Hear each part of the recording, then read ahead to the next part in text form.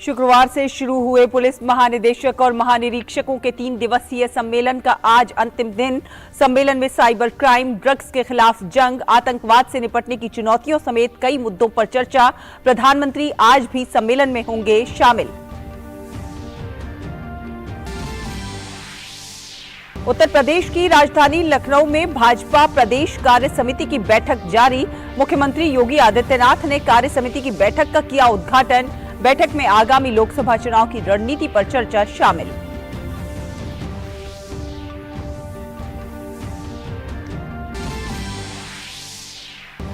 मौसम विभाग ने कहा 23 जनवरी से पश्चिमी विक्षोभ के चलते मौसम में आएगा बदलाव। 24 जनवरी को जम्मू कश्मीर, हिमाचल प्रदेश और उत्तराखंड में भारी बारिश की संभावना। दिल्ली के आसपास 24 की रात से 25 के बीच हल्की हो सकती है बारिश। अगले 5 दिनों तक तापमान में गिरावट रहेगी जारी। ब्राजील के राष्ट्रपति लूला डा सिल्वा ने सेना प्रमुख अरूडा को किया बर्खास्त। सेना प्रमुख अरूडा पर प्रदर्शनकारियों के खिलाफ कार्रवाई करने में विफल रहने का आरोप।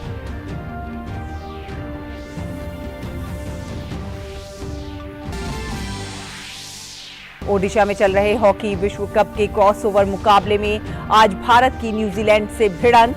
पूल डी में दूसरे स्थान पर काबिज भारत के लिए मुकाबले में करो या मरो की स्थिति। क्वार्टर फाइनल में पहुंचने के लिए भारत को जीतना होगा मैच।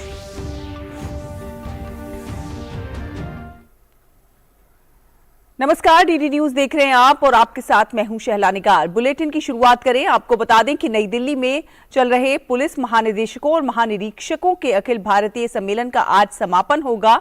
प्रधानमंत्री नरेंद्र मोदी आज भी सम्मेलन में भाग लेंगे। 3 दिवसीय ये सम्मेलन शुक्रवार से शुरू हुआ था। सम्मेलन में सभी राज्यों और केंद्र शासित प्रदेशों के पुलिस बलों के डीजीपी और आईजीपी के अलावा केंद्रीय पुलिस बलों और अन्य खुफिया एवं सुरक्षा एजेंसियों के वरिष्ठ अधिकारी भी हिस्सा ले रहे हैं। बैठक में आतंकवाद, वामपंथी उग्रवाद, साइबर सुरक्षा, ड्रोन के खतरों और मादक पदार्थों की तस्करी जैसे कई विषयों पर चर्चा हो रही है। प्रत्येक विषय पर राज्यों और केंद्र शासित प्रदेशों द्वारा अपनाए गए सर्वश्रेष्ठ तरीकों को सम्मेलन में दर्शाया गया है। प्रधानमंत्री नरेंद्र मोदी सोमवार को वीडियो कॉन्फ्रेंसिंग के माध्यम से केंद्र शासित प्रदेश अंडमान और निकोबार द्वीप समूह के 21 सबसे बड़े अनाम द्वीपों के नामकरण कार्यक्रम में शामिल होंगे। आजादी के अमृतकाल में परमवीर चक्र से सम्मानित वीर सैनिकों को श्रद्धांजलि स्वरूप इन द्वीपों का नामकरण परमवीर चक्र विजेताओं के नाम पर किया गया है। कार्यक्रम के दौरान प्रधानमंत्री नेताजी सुभाष चंद्र बोस द्वीप पर बनने वाले नेताजी को समर्पित राष्ट्रीय स्मारक के मॉडल का भी अनावरण करेंगे। प्रधानमंत्री नरेंद्र मोदी ने डिजिटल भुगतान की सराहना करते हुए इसे लोगों के जीवन को आसान और सुगम बनाने वाला बताया है। एक नागरिक के ट्वीट पर अपनी राय व्यक्त करते हुए प्रधानमंत्री ने कहा कि डिजिटल भुगतान से अनगिनत लोगों का जीवन आसान और सहज हुआ है। इस पर आपको कई रोचक किस्से सुनने को मिल जाएंगे। और इसी तरह भारत में डिजिटल भुगतान को अपनाने पर एक प्रवासी भारतीय के ट्वीट पर अपनी राय व्यक्त करते हुए पीएम ने ट्वीट करते हुए कहा कि पूरे भारत में ये एक आम नजारा है। हमारे देशवासियों ने तकनीक और नवाचार को अपनाने में उल्लेखनीय निपुणता दिखाई है। लखनऊ में आज भाजपा प्रदेश कार्य समिति की एक बैठक हो रही है। एक दिवसीय बैठक में 700 से अधिक कार्यकर्ता और पदाधिकारी भाग ले रहे हैं। मुख्यमंत्री योगी आदित्यनाथ ने कार्य समिति की बैठक का उद्घाटन किया। बैठक में आगामी लोकसभा चुनाव की रणनीति पर चर्चा करने के साथ पार्टी के कई कार्यक्रमों पर भी चर्चा शामिल है। बैठक में विकास कार्यों के साथ साथ सुरक्षा व्यवस्था पर भी चर्चा हो रही है।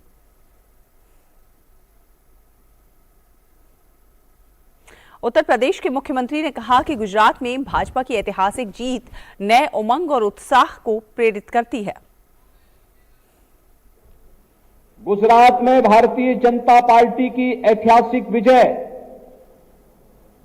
अब तक के रिकॉर्डतम मतों के साथ भारतीय जनता पार्टी सरकार का गठन गुजरात के अंदर 7वीं बार होना, यह अपने आप में एक नए उत्साह और उमंग की ओर हम सबको प्रेरित करता है।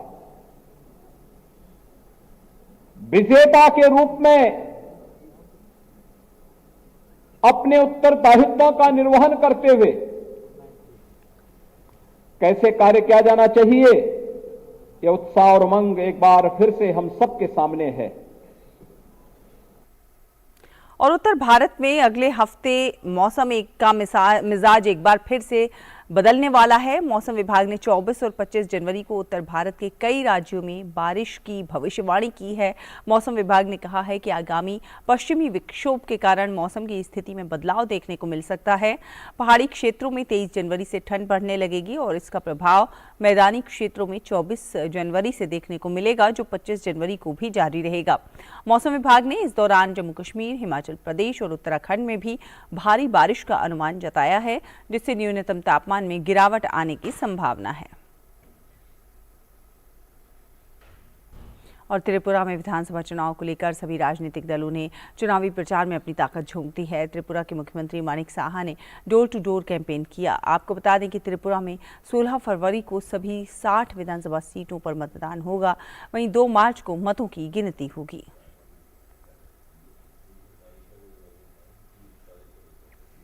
उत्तराखंड के जोशीमठ में भूधसाव क्षेत्र में असुरक्षित इमारतों को गिराने का काम जारी है। आपदा प्रबंधन सचिव के अनुसार अब तक 863 इमारतों में दरारें देखी गई हैं। 274 परिवारों को अस्थायी राहत केंद्रों तक पहुंचाया गया है। अधिकारियों ने कहा है कि जोशीमठ में प्रभावित लोगों को राहत प्रदान करना मुख्यमंत्री पुष्कर सिंह धामी की शीर्ष प्राथमिकताओं में शामिल है।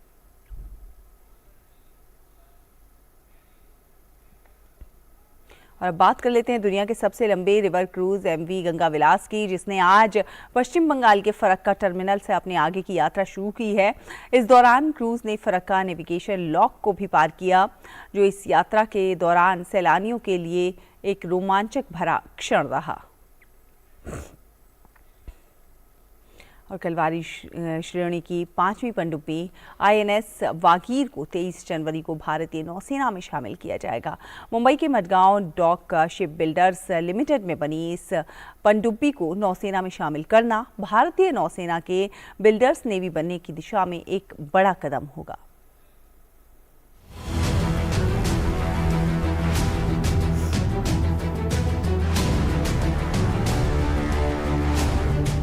कलवारी श्रेणी की पनडुब्बी INS वागीर समुद्र में भारत के हितों की रक्षा के लिए भारतीय नौसेना की क्षमताओं को बढ़ाने के लिए तैयार है।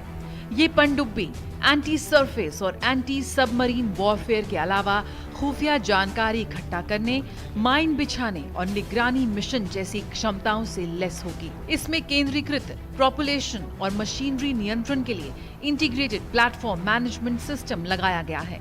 INS वागीर में विश्व स्तरीय सेंसर भी लगाए गए हैं। वागीर सबमरीन जो है ये कलवरी क्लास की 5वीं सबमरीन है और कलवरी क्लास के सारे सबमरीन जो हैं वो डिफरेंट रोल्स, जो वो मॉनिटरिंग हो, प्रेजेंस हो या सर्वेलेंस हो या कैरिंग आउट अटैक हो, हर एक रोल के लिए रेडी हैं। तो जिस रोल में हमें डिप्लॉय किया जाएगा उस रोल के लिए हम इक्विप करके जाएंगे। वागीर को 12 नवंबर 2020 को लॉन्च किया गया था। भारत में अब तक बनाई गई सब पनडुब्बियों में सबसे कम समय वागीर को बनाने में लगा है। फरवरी 2022 में शुरू हुए वागीर के समुद्री ट्रायल के बाद से वागीर की व्यापक जांच की गई। सेना में शामिल करने से पहले वागीर को कड़े निरीक्षण और समुद्री ट्रायल से गुजारा गया है। This submarine is designed to carry out anti-submarine warfare, anti-ship warfare and mine-laying operation and intelligence gathering operations. In addition to that, this submarine is very stealthy and can go up to very deep and find out information about the enemy. ये बहुत ही advance submarine है। Basically अब तक जो submarine हमारे पास आई है ये 5th submarine है और इसमें जो हमारे मिसाइल्स एंड टॉर्पेडोज हम यूज़ करते हैं बहुत ही एडवांस हैं और डेफिनेटली हम आगे आने वाले टाइम पे जो भी वॉरफेयर सिनेरियो रहेगा उसके लिए हम बहुत अच्छे तरीके से काम कर पाएंगे। INS वागीर पनडुब्बी की 2 मुख्य विशेषताएं गोपनीयता और निडरता पर खरी उतरती हैं। इससे पहले वागीर नाम से ही एक पनडुब्बी को 1 नवंबर 1973 को भारतीय नौसेना में शामिल किया गया था। इस पनडुब्बी ने गश्त लगाने समेत कई ऑपरेशनल मिशन में हिस्सा लिया। करीब 3 दशक तक देश को सेवाएं देने के बाद इसे 7 जनवरी 2001 को सेवा मुक्त किया गया। आईएनएस वागीर कलवरी क्लास या स्कॉर्पियन क्लास की 5वीं पनडुब्बी है। हम जानते हैं कि इसकी जो ध्येय है शौर्य, साहस, समर्पण, ये जाहिर सी बात है, दर्शाता है कि किस तरीके से जब एक बार ये भारतीय नौसेना में शामिल हो जाएगी, बेड़े में आ जाएगी, किस तरीके से उसकी स्ट्रेंथ को बढ़ाएगी। पहले की वागीर की परंपरा निभाते हुए ये वागीर भी अपनी स्टेलर सर्विस इंडियन नेवी को देगी। कैमरा पर्सन कपिल मस्की के साथ श्यामा मिश्रा, डीडी न्यूज़, मुंबई।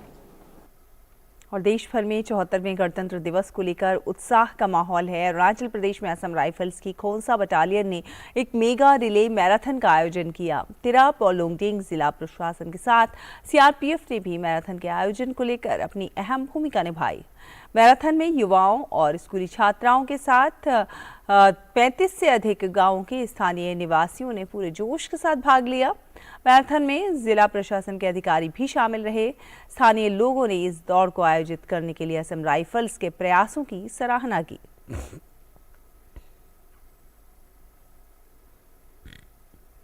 और जम्मू कश्मीर में उम्मीद योजना के तहत युवाओं को रोजगार के लिए प्रशिक्षण दिया जा रहा है। राजौरी जिले में 6400 युवाओं को स्वरोजगार प्रदान करने के लिए आईटीआई के कोर्सेज से जोड़ा जा रहा है। राजौरी जिले के उपायुक्त विकास कुंडल ने कहा कि इस प्रशिक्षण का मकसद युवाओं को रोजगार के अवसर मुहैया कराना है।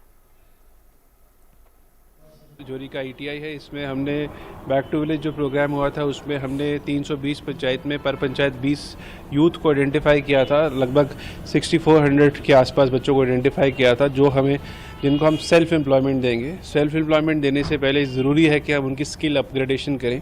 स्किल अपग्रेडेशन करने के लिए हमने ये ITI के जो वेरियस कोर्सेज हैं, जैसे कारपेंट्री का है, प्लम्बिंग का है, मोटर रिपेयर का है, data entry operator, domestic data entry operator का है, टेलरिंग का है, निटिंग का है, तो ये सब कोर्सेज हमारे ITI में अवेलेबल थे। तो हमने इसी के अंदर बच्चों को इनरोल किया है, जो हमने बच्चों को ब्लैक टू विलेज में आइडेंटिफाई किया था, और हम उन्हें स्किल अपग्रेडेशन दे रहे हैं ताकि वो इस ट्रेनिंग कोर्स को अटेंड करने के बाद अपने लेवल पे कुछ अपने बिजनेसेस खोल पाएँ और सेल्फ एम्प्लॉयमेंट की तरफ जाएँ। और अब रुख करते हैं कुछ अंतर्राष्ट्रीय खबरों का। आपको बता दें कि ब्राजील के राष्ट्रपति लुइज इनासियो लूला डी सिल्वा ने सेना प्रमुख जूलियो सीजर डी को पद से बर्खास्त कर दिया है। राष्ट्रपति लूला डी सिल्वा ने उनकी जगह जनरल टॉमस मिगुएल रिबेरो पाइवा को सेना प्रमुख का दायित्व सौंपा है। वो दक्षिण पूर्व सैन्य कमान के प्रमुख थे। राष्ट्रपति लूला डी सिल्वा ने सेना प्रमुख अरूडा पर प्रदर्शनकारियों के खिलाफ कार्रवाई करने में विफल रहने का आरोप लगाया है। ब्राजील में हाल ही में पूर्व राष्ट्रपति जायर बोल्सोनारो के समर्थकों द्वारा सरकारी भवनों पर धावा बोलने और सार्वजनिक संपत्ति को नष्ट करने के बाद सैन्य प्रशासन पर कई आरोप लगे हैं। राष्ट्रपति लूला डी सिल्वा ने कहा कि निश्चित रूप से सेना में ऐसे लोग थे जिन्होंने दंगे होने दिए। राष्ट्रपति ने कहा कि तख्तापलट के प्रयास में शामिल सभी सैनिकों को दंडित किया जाएगा, चाहे कोई भी पद क्यों ना हो। और वेनेजुएला के पूर्व गृह मंत्री मिगुएल रोड्रिगेज टोरेस लगभग 5 साल बाद जेल से रिहा हो गए हैं। मिगुएल रोड्रिगेज को वर्ष 2018 में गिरफ्तार किया गया था। मिगुएल रोड्रिगेज पर सैन्य बलों पर हमला करने की साजिश में शामिल होने का आरोप था। रोड्रिगेज टोरेस गिरफ्तारी के विरोध में भूख हड़ताल पर चले गए थे। मानवाधिकार संगठनों ने मिगुएल रोड्रिगेज को जेल में प्रताड़ित करने का विरोध किया था।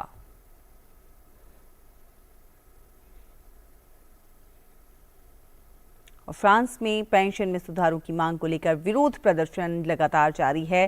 फ्रांसीसी यूनियनों ने सेवानिवृत्ति की उम्र को बढ़ाने और इसकी योजना के खिलाफ बड़े पैमाने पर विरोध किया है।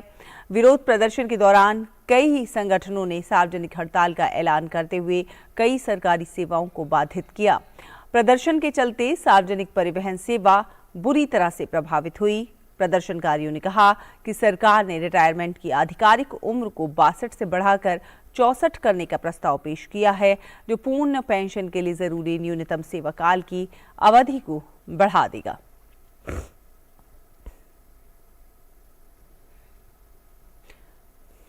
खबरें अभी और भी हैं, लेकिन वक्त एक छोटे से ब्रेक का है। जल्द हाजिर होंगे। आप देखते रहिए डीडी न्यूज़। परीक्षा यानी रिजल्ट, एडमिशन, करियर और सक्सेस का प्रेशर। इस स्ट्रेस को मैनेज करने क्यों ना ले प्रधानमंत्री नरेंद्र मोदी जी से मोटिवेशन। अगर आपको फोकस करना है तो पहले डी फोकस होना सीख लीजिए। सिर्फ परीक्षा के अंक ही जिंदगी नहीं है। हर साल की तरह इस साल भी प्रधानमंत्री जी करेंगे विद्यार्थियों से सीधा संवाद और बढ़ाएंगे एग्जाम वॉरियर्स का हौसला। परीक्षा पे चर्चा 2023 देखिए डीडी न्यूज और सभी सोशल मीडिया प्लेटफॉर्म्स पर 27 जनवरी सुबह 11 बजे से। ब्रेक के बाद स्वागत है आपका। अब रुख करेंगे कुछ अन्य खबरों का। आपको बता दें कि केंद्र सरकार ने भारतीय कुश्ती महासंघ में चल रही सभी गतिविधियों को निलंबित करने का फैसला किया है। मंत्रालय ने WFI को निर्देश दिया है कि जब तक ओवरसाइट कमेटी औपचारिक रूप से कामकाज को नहीं संभाल लेती है तब तक तत्काल प्रभाव से सभी गतिविधियों को निलंबित कर दिया जाए।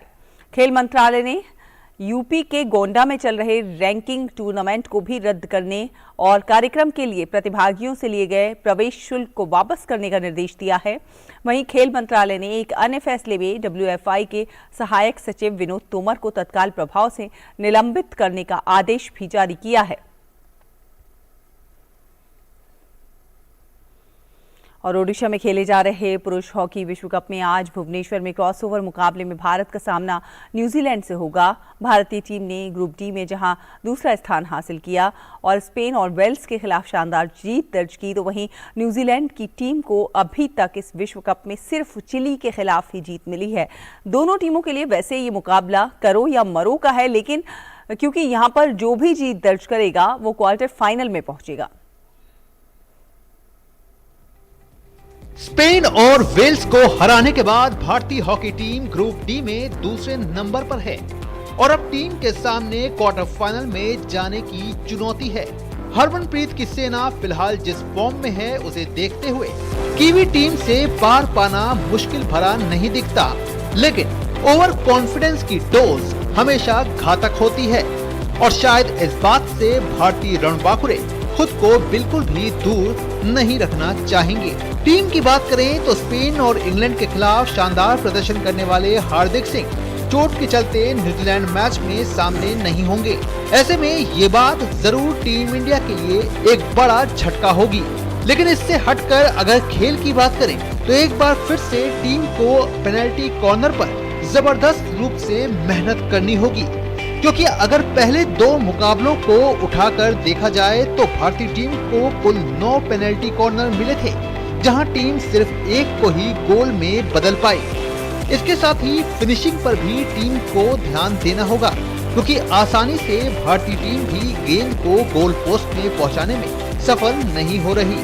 लेकिन इसके साथ ही अच्छी तस्वीर ये है कि टीम का डिफेंस बेहद सॉलिड दिख रहा है, जहां विरोधी टीम को गोल करने के मौके तक ढूंढने के लिए तरसना पड़ रहा है। भारतीय टीम के पास आकाशदीप सिंह और अमित रोहिदास और खुद कप्तान हरमनप्रीत हैं और इनकी तिकड़ी अपने दिन पर किसी भी विपक्षी टीम पर भारी पड़ने के लिए काफी है।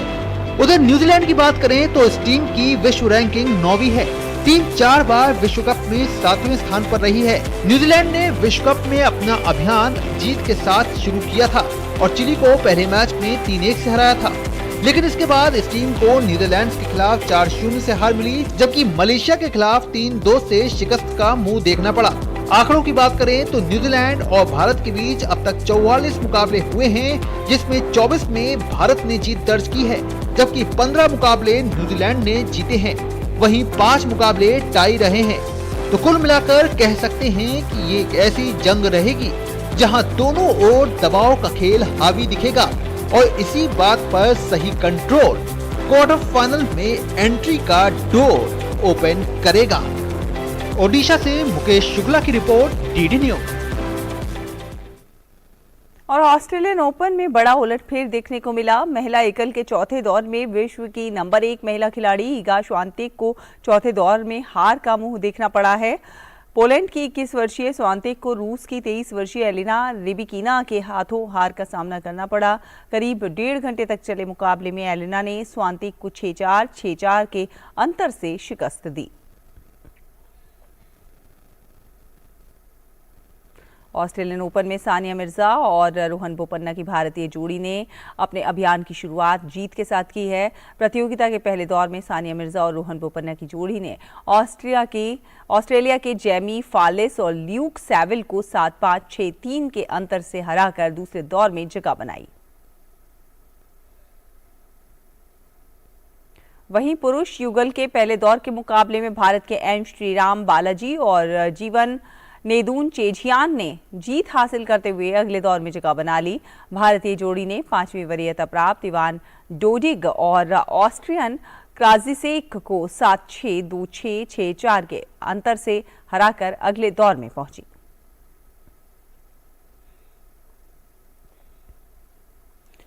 प्रदूषण के खिलाफ लोगों को जागरूक करने के लिए गुजरात के सूरत में साइक्लोथॉन प्रतियोगिता का आयोजन हुआ।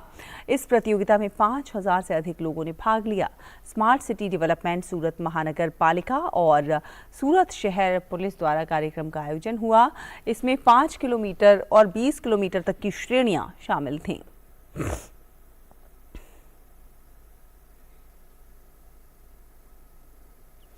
महाराष्ट्र के नागपुर में एशियाई जलपक्षी गणना के दौरान विदेशी और देशी पक्षियों की प्रजातियां देखने को मिली हैं। पक्षियों की विभिन्न प्रजातियां देखने के लिए लोगों की भारी भीड़ उमड़ पड़ी। जलपक्षी गणना से न केवल पक्षियों की वास्तविक संख्या का पता चलता है, बल्कि आर्द्रभूमि की जो वास्तविक स्थिति होती है उसका भी अंदाजा लगाया जाता है।